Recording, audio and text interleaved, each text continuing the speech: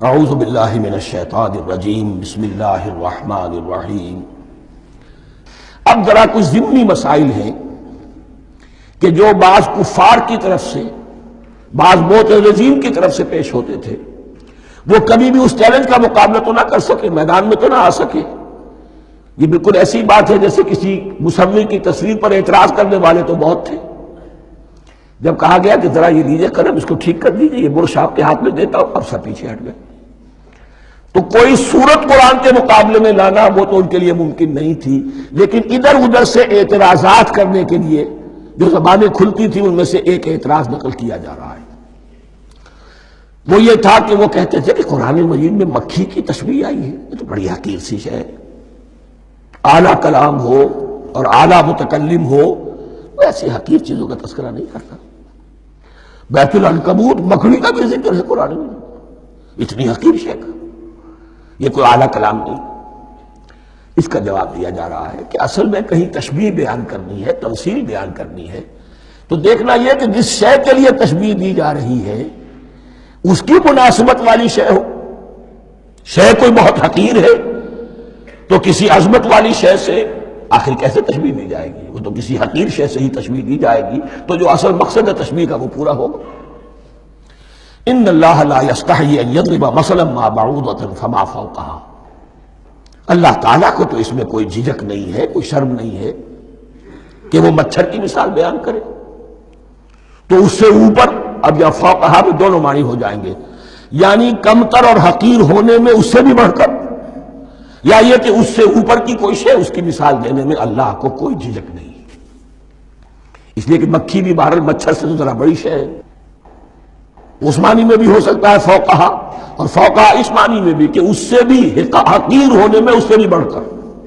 فَأَمَّا الَّذِينَ آمَنُوا فَيَعْلَمُونَ أَنَّهُ الْحَقُّ مِن رَّبِّهِمْ، تو جو لوگ صاحب ایمان ہیں وہ جان لیتے ہیں کہ یہ حق ہے ہمارے رب کی طرف سے۔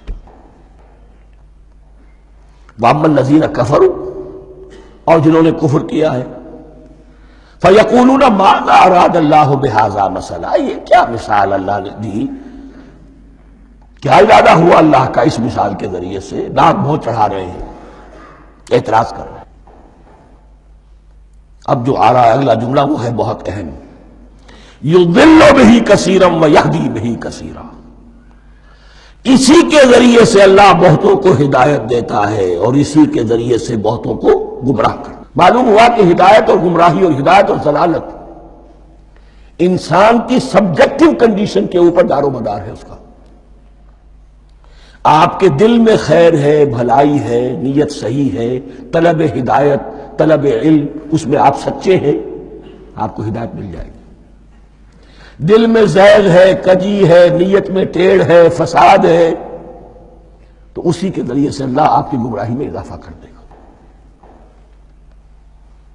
یضل بہ کثیرا ویہدی بہ کثیرا، لیکن اللہ کا یہ کسی کو ہدایت دینا اور کسی کو ضلالت دینا علل ٹپ نہیں ہے، کسی قاعدے اور قانون کے بغیر نہیں ہے۔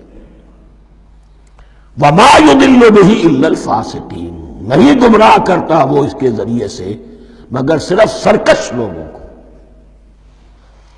جن میں سرکشی ہے، تعلی ہے، تکبر ہے، اور ان کے اوصاف کیا ہے؟ الذین ینقضون عہد اللہ من بعد میثاقہ، جو توڑ دیتے ہیں اللہ کے ساتھ کیے ہوئے عہد کو۔ اور سب سے بڑا عہد یہ سورہ اعراف میں چل کر آئے گا، عہد الست۔ عالم ارواح میں ہم عہد الست کر کے آئے، الست بربکم قالوا بلا، کیا میں ہی نہیں ہوں تمہارا رب؟ تمام ارواح نے میں بھی تھا، آپ بھی تھے، سب تھے، کل انسان، جتنے انسان دنیا میں آج تک آ چکے ہیں وہ بھی تھے، اور جو آنے ہیں ابھی قیامت تک وہ بھی تھے، لیکن تھے صرف ارواح کی شکل میں، جسم نہیں تھے۔ اور یہ میں آپ کو بتا چکا ہوں، مکمل وجود ہے انسان کا روحانی وجود۔ اولاً تخلیق اس کی ہوئی تھی، اسی سے آگے چل کر ایک بہت فلسفے کا بہت گہرا مضمون آ رہا ہے آگے چل کر۔ وہ جو عہد الست الست بربکم قالوا بلا، انہوں نے اس عہد کو توڑا، اللہ کو اپنا مالک اور خالق اور اپنا حاکم جاننے کی بجائے خود حاکم بن کر بیٹھ گئے۔ الیس لی ملک مصر کیا مصر کی بادشاہی میری نہیں ہے؟ I am the sovereign. We are sovereign. Popular sovereignty. بغاوت، سرکشی، فاسق. وما يضل به الا الفاسقين الذين ينقضون عهد الله من بعد ميثاقه ويقطعون ما امر الله به ان يوصل، اور کاٹتے ہیں وہ چیز جسے اللہ نے جوڑنے کا حکم دیا ہے. اللہ نے صلہ رحمی کا حکم دیا ہے، یہ قطع رحمی کرتے ہیں. مال کی طلب میں بھائی بھائی کو ختم کرتا ہے اس کے مال کو ہتھیانے کے لیے، اپنی ذاتی اغراض کے لیے تمام اخلاقی حدود جو ہے انسان پسو پیش ڈال دیتا ہے. اپنا تکبر، اپنے لیے تعلی. الذین، آپ دیکھیے نوٹ کیجئے، اس میں ہماری شریعت کا فلسفہ یہ ہے، ایک تعلق ہے اللہ کا بندے کے ساتھ، حقوق اللہ، ایک ہے بندوں کا بندوں کے ساتھ، حقوق العباد. اللہ کا حق کیا ہے؟ اسے حاکم اور مالک، اور حاکم سمجھو، الملک سمجھو، خود اس کے بندے بنو. انسانوں کا حق کیا ہے؟ کونوا عباد اللہ اخوانا، سب آپس میں بھائی بھائی اللہ کے بندے بن جاؤ.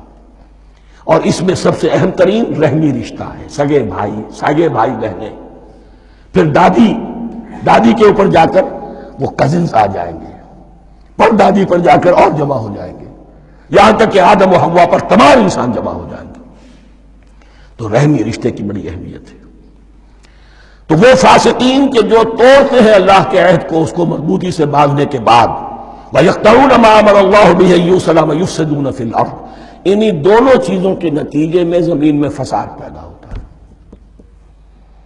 یا اللہ کی اطاعت سے باغی ہو گئے، اور یا آپس میں ایک دوسرے کی گردنیں کاٹنے لگے.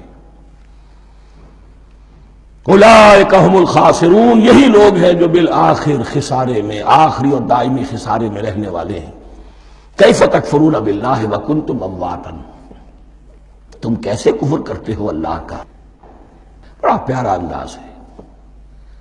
وکنتم امواتا، تم مردہ تھے، فاحیاکم، تمہیں زندہ کیا، ثم یمیتکم، پھر تمہیں مارے گا، ثم یحییکم، پھر جلائے گا، ثم الیہ ترجعون، پھر تم اس کی طرف لوٹ جاؤ گے، لوٹا دیے جاؤ گے. یہاں وہ بات آ گئی جو آج نگاہوں سے بالکل اوجھل ہو چکی ہے. یہ ہم دنیا میں آنے سے پہلے مردہ تھے، کیا مانی؟ یہ مضمون آ کر اصل میں سورہ غافر یا سورہ مومن میں چل کر اس کی پوری وضاحت ہوگی، لیکن چونکہ یہاں تذکرہ ہو چکا ہے عہد ارس کا. ہماری پہلی تخلیق ہوئی عالم ارواح میں، ارواح کی صورت میں، پھر ہمیں سلا دیا گیا، وہ ہماری پہلی موت تھی. مردہ جو ہے معدوم نہیں ہوتا، مردہ ہوتا ہے، بے جان ہوتا ہے، سویا ہوا ہوتا ہے، اور موت کو اور نیند کو تشبیہ دی گئی ہے. پھر ہمیں اس جسد کے ساتھ یہاں زندہ کیا گیا، پھر موت طاری ہوگی، پھر ہمیں زندہ کیا جائے گا. یہ آیت جیسا کہ میں نے عرض کیا بہت بڑی اور بڑی گہری حکمت اور فلسفہ قرآن کی آیت ہے. کیسے اللہ کا انکار کرتے؟ کنتم اموات، تم مردہ تھے، سوئی ہوئی ارواح کی شکل میں تھے. فاحیاکم، تمہیں جگایا اس جسد کے ساتھ، زندہ کیا. ثم یمیتکم ثم یحییکم، پھر تمہیں مارے گا، پھر جلائے گا. ثم الیہ ترجعون، پھر تم اس کی طرف لوٹا دیے جاؤ گے. اور اب اس کے بعد جو آخری آیت ہے، هو الذی خلق لکم ما فی الارض جمیعا، اس نے تمہارے لیے بنایا ہے جو کچھ بھی زمین میں ہے. اس میں خلافت کا مضمون آ گیا. حدیث میں آتا ہے انما الدنیا خلقت لکم وانتم خلقتم للآخرہ، یہ دنیا تمہارے لیے بنائی گئی ہے، تم آخرت کے لیے بنائے گئے ہو. هو الذی خلق لکم ما فی الارض جمیعا، اس لیے کہ اگلی آیت پھر آ رہی ہے خلافت کی آیت. سارا کچھ زمین میں یہ بستر جو بچھایا اور یہ کائنات کو، زمین کو سجایا تمہاری خلافت کے لیے. ثم استوى الى السماء فسواهن سبع سماوات، پھر وہ متوجہ ہوا آسمانوں کی طرف اور انہیں 7 آسمانوں کی شکل میں بنا دیا. جیسا کہ میں کل عرض کر چکا ہوں، یہ تاحال ابھی یہ آیات متشابہات میں سے ہے. 7 آسمانوں کی کیا حقیقت ہے ہم اس سے ابھی پورے طور سے واقف نہیں. وَهُوَ بِكُلِّ شَيْءٍ عَلِيمٌ، اور اسے ہر شے کا علم حقیقی حاصل ہے. بارک اللہ لی ولکم فی القرآن العظیم ونفعنی وإیاکم بالآیات والذکر الحکیم۔ صدق اللہ العظیم۔